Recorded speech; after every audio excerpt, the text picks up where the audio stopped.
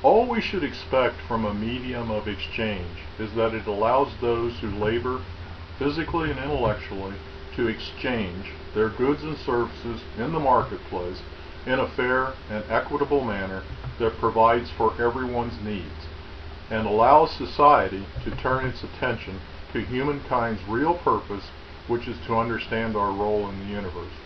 Hi, my name is Michael A. Smith. Previously, I outlined the concept of the wealth exchange system, which is explained in detail in my book of essays titled Naked America. This system provides a marketplace medium of exchange, but without all the liabilities of money. Under the wealth exchange system, workers would receive an equal value credit card validated by their employer so long as they perform necessary work. Such work fulfills actual human needs, such as providing housing, clothing, food, health care, transportation, or energy, as opposed to the advertised, induced desire to purchase items or services that allegedly will make all of us rich, attractive, healthy, admired, and satisfied. That's the myth, although our economic system requires a staircase of income from the lowest to the very highest. Congress has the constitutional power to issue a marketplace medium of exchange, which traditionally has consisted of currency and coins, although any mechanism can serve that purpose. In fact, although the new American Constitution was adopted in 1791, Congress did not authorize the issuance of a national currency until the U.S. Civil War, nearly 70 years later. It didn't stop Americans from building a nation. In history, people switch their monetary allegiance all the time and adopt a new marketplace medium of exchange.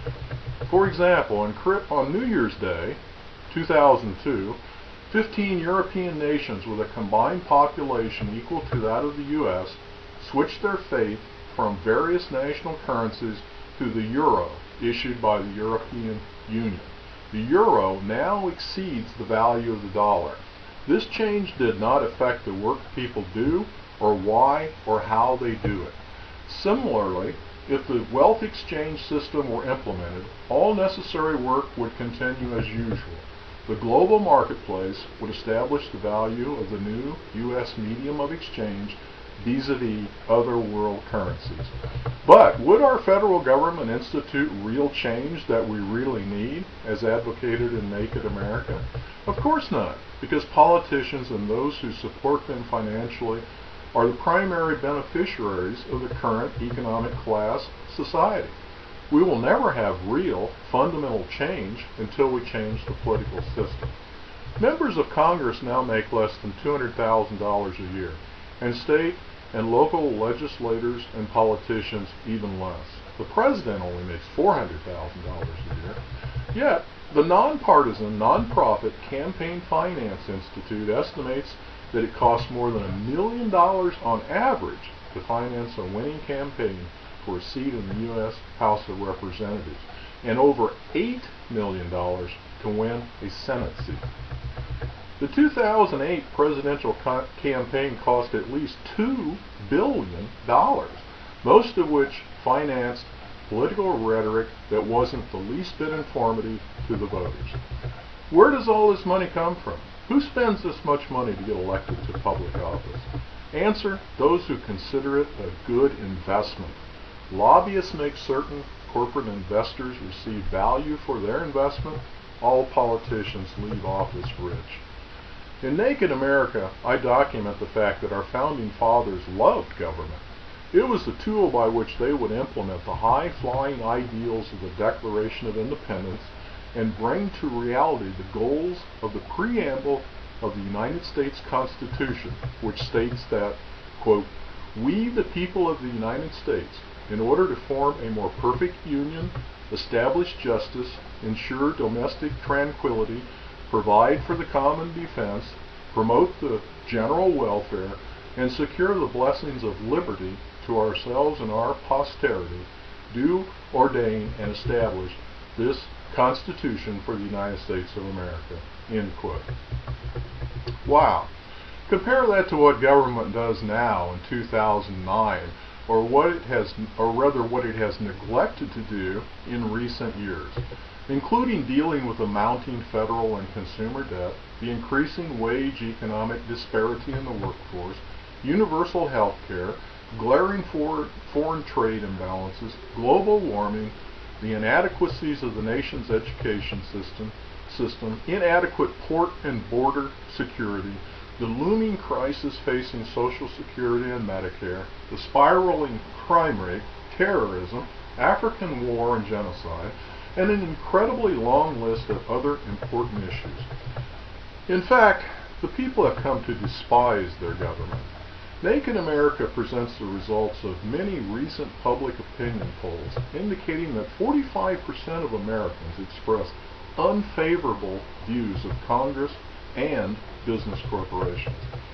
In an ABC News poll, 36% rated the ethics and honesty of Congress as not so good, and 30% rated them as poor.